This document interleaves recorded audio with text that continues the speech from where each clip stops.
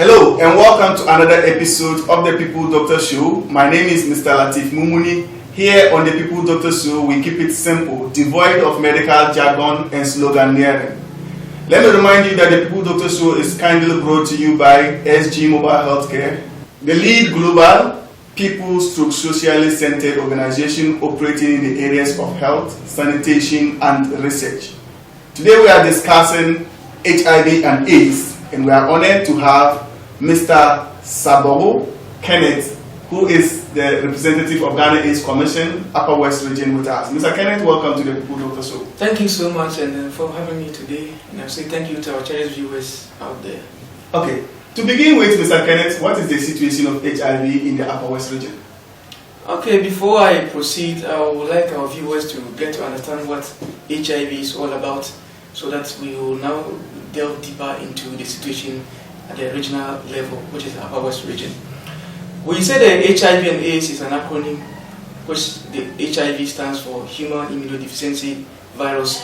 We say it's human in the sense that it thrives in human beings, and we say it's immunodeficiency in the sense that it suppresses the immune system. And it's a virus because it's a living disease or a germ that gets into the body and then causes a lot of harm. Then the AIDS, we say that it's also an acronym, as most of our viewers will know. And then we say the A is acquired because it is not inherited, it's not genetical in nature, because you have to get it by an exposure to the virus, which is the HIV. And then we say that the I, which is the immune, in a sense that it suppresses the immune system.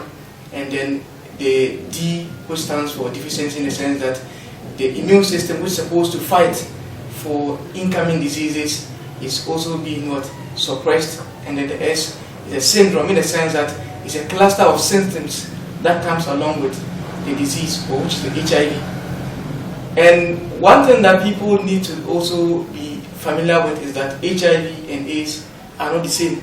Okay. They are different dynamics, or they are different acronyms, which comes at different levels. One is that the HIV is when the virus gets into the body, and then the AIDS manifests when the virus is not well taken care of, then it later develops into AIDS. Okay, I know, Mr. Kenneth, this may be so unfair to ask, but from the youth perspective, is HIV/AIDS actually real? Yes, to say HIV and AIDS is very real, just that, like long before these current times, or just a decade to the onset, or after the onset of HIV, that's 1983, there wasn't medication. Okay. So people who contract HIV normally develop AIDS, and then people who see them grow lean, would run all the diarrheas, and then people could visibly tell that, oh, you are an AIDS patient or you are not, because of the weight losses that comes along with the disease. But currently, thanks to science, there is now ARVs, that's treatment for HIV. That people who take people are on this drug normally appear to be a bit healthier, even than those who maybe are not. So currently, you can't differentiate who is an HIV person and who is not. So people see others with the disease to look normal as another person. So because of that erroneous impression that they don't see them falling sick, they feel that the disease is no longer in existence. But in reality, and the statistics that we have, HIV is still in the system, and it's causing a lot of havoc to economic and the human well-being. Okay, we may all be aware, viewers, that we've been hearing using blade, using using other things, contrast, or whatever. Today we are honored to have a rep of the Ghana AIDS Commission, and I want to hear his technical in-depth on the causes of HIV. Mr. Kenneth, can you please let us in on what the causes of HIV are? Yes, we said HIV has several ways that it can get into the human body. One is that you can get it through unprotected sex. That is where a man and a woman, or a man and a man gets in contact to have sex, or sexually in contact. Please take that again. A man and a woman, or a man and a man. So does it mean when a woman and a woman have sexual relations, HIV cannot be transmitted? Usually the woman-to-woman exposure is not that much, but it could also be a component, but very, very minimal one to see. Okay. But the greater aspect is the man-to-man, which is the anal or the anus. People always know it more about it. And then because we say much is even the anus because it doesn't lubricate. Unlike the vagina where it lubricates for easy penetration. Okay. So that's why mostly the anal, or even if you look at even the statistics, the gay component of HIV infection is higher because of the fact that the anus doesn't lubricate during sex. But we are also saying that there are, aside this component, there are other ways that one could get HIV into his own body. That is, if a mother is pregnant with a child but has HIV but did not attend ART, antenatal clinic, early in time to detect and to be given or put on medication, such a woman could give birth to a child that have HIV. And also there are instances that the people who get HIV through other routes, which could be maybe somebody is infected with HIV and uses a blade or a needle and then just throws it away, and then someone other person's pick it, and then in the event that you get a cut from it or an injury from that sharp object, you could also get HIV. Also, there are others who also try to make some marks on their bodies. We call it tattooing. Yes. So maybe you may do and give to a friend to also do, without necessarily cleaning it up or sterilizing it with some alcohol, the sanitizers. So this may also cause the virus to get into the person's body. So, and among others. Okay, so since we are talking about shops, I don't know. How about our favorite barber shops? What happens when we go there? Yes, that's another area of interest that our viewers will want to listen to, in the sense that when you go to most of the barber shops, after shaving you with a machine, some of them, although they have the UV machines there to put the machine inside for it to get sterilized, they don't put them on, but they think they are conserving or they are trying to save their lives. Yes. So we'll entreat viewers that if you go to a barbering salon or shop where the machines that are used to work on your hair are not being sterilized, or you don't see the machines on, please caution the people and tell them that they should put it on. If not, don't allow them to shave you. Okay, I can just assume you were adding your preventive measures as well, but can you just run us briefly through how we can prevent HIV? Yes, you said that HIV can be prevented in several ways. Okay. We have the priming modes and then others. Okay. One is that abstinence is a key, and abstinence that's avoiding sex. We should not have sex. That was sex is part of human creation. Okay. It's part of human nature. Okay. But there are others who don't even need to have it at certain point in time. Okay. If a young child, a school-going child, I don't think sex is a way. Okay. At least you should hold on till you finish school and then you are matured enough to get married, and then you can have all the sex that you want to have. Okay. But as young as one may be, you always encourage that try as much as you can not to engage yourself in sex. Okay. And then the second is that you say that be faithful. That is, when you are having sexual affairs or when you are having sex with somebody, you have to be faithful to that person. Don't go and have somebody else, then the following day you are with another person. We say that doesn't help. So sex should be either jollof or fried rice. Don't go and mix it. Not a myself, the two. Okay. But others want to taste so many sauces, okay, which doesn't help. Okay. And also, we said that there's another one, which is a C. The C is condom use. Okay. We are saying that if you cannot avoid having sex, you cannot be faithful to whoever that you are with. We always encourage that you use a condom rather, sorry for. And the condom should be used correctly and at all times. Okay. Some people there, maybe today I've met you. Okay. Tomorrow, we are. To help you on that, viewers, if you have interest, you can check up on our social media handle. We have the proper way of inserting condom on our Facebook page. You can check it out on sgmobilecare.com. I remember Auntie Ruth of the Ghana AIDS Commission did a very wonderful video and it's still running on our social media. You can look it up and appraise yourself with relevant information as to how to wear a condom. Okay, may you proceed, please? Okay, and the last one is a D. We said that we have come to realize that the use of the drug is also helping in preventing HIV. Okay. That is a person who gets infected with HIV and then who goes to test, he knows that, okay, yes, I have HIV virus in my body. We say that is not the end of your life. Yes. There's still life ahead. That is if you know in time and then you are being put on medication.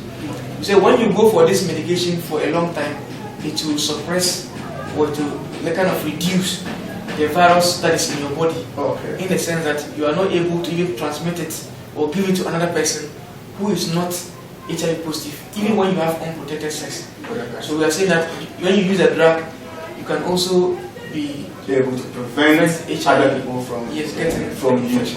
Okay, just tie that up with treatment options. Are there treatments? Can we treat somebody? Can we cure somebody? A lot of herbalists have marketed their products online. There are a lot of myths. People can treat it, but just the government and other institutions are suppressing them, whatever. Can you clear the air on that?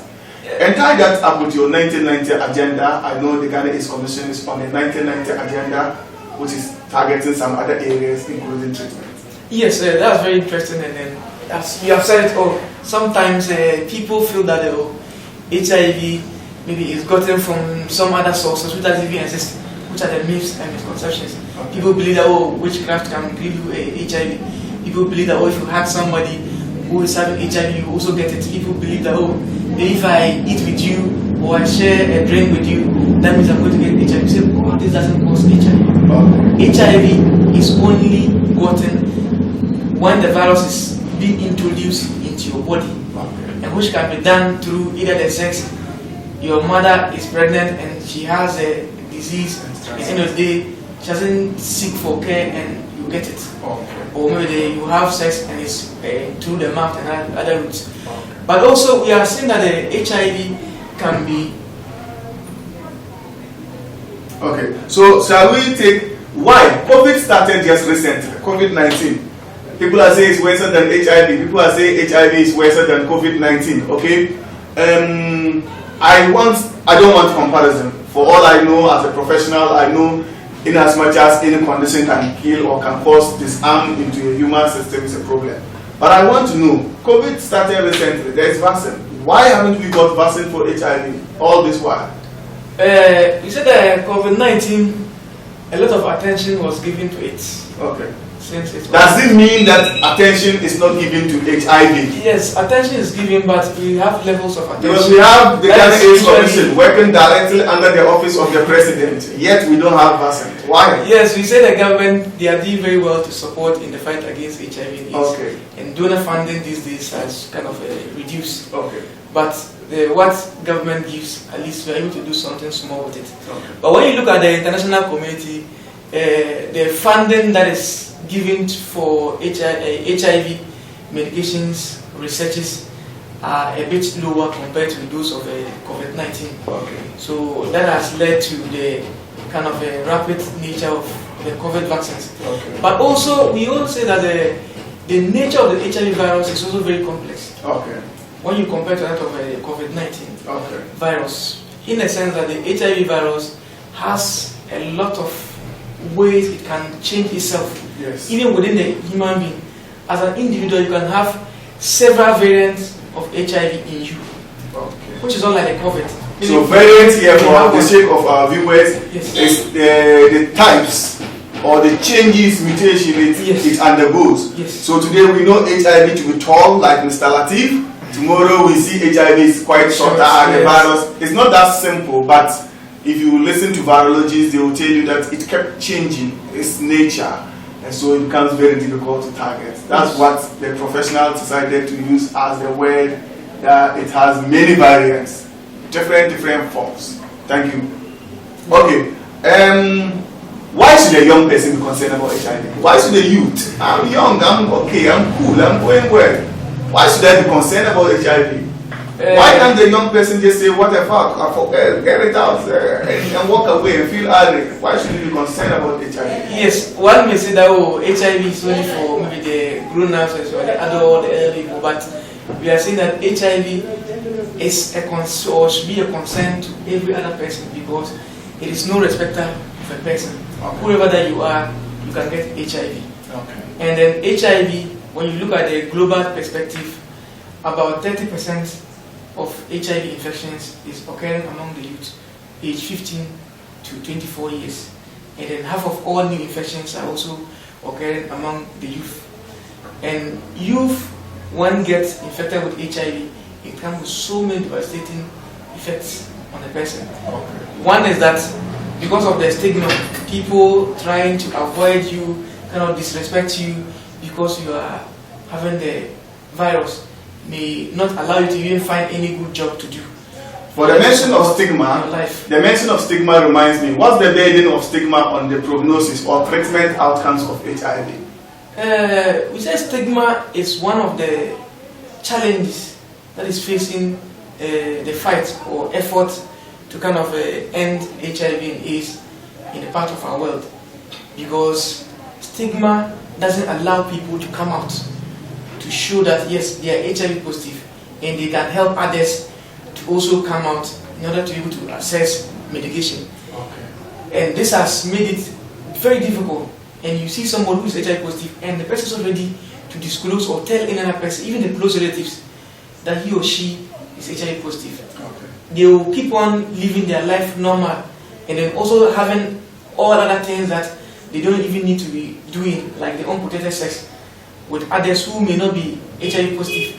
So this increases the spread of the virus. Okay. Viewers, for your information, you can access your HIV testing services at any health facility near you. Just walk in there and say you want to check yourself up, you want to know your status. And for us at SG Mobile Healthcare, we have a voluntary counseling and testing center. You can visit us at any of our offices near you in Accra, Tamale, or in Wa, Upper West region.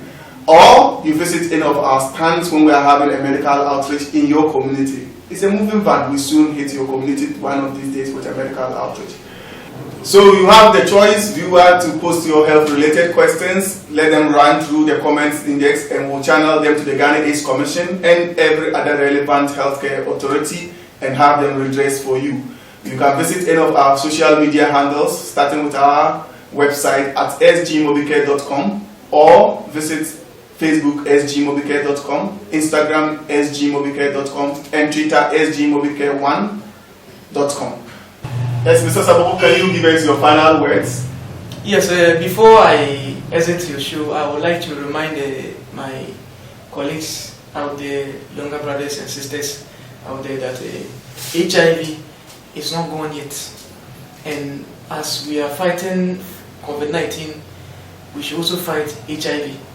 As you wear your nose mask and go out there, and as together with your hand sanitizer, also make sure that you have condom all the time. That is, if you cannot avoid having sex, please always use condom.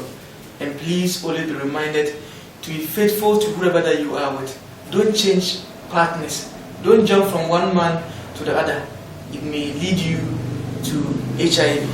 That is what I have to tell our cherished brothers and sisters out there. Thank you. Okay. Thank you very much for making time with us today.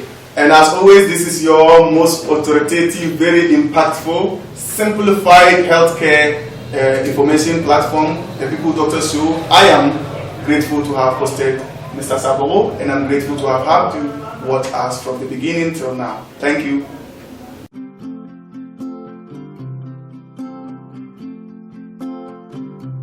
We are going, heaven knows where we are going.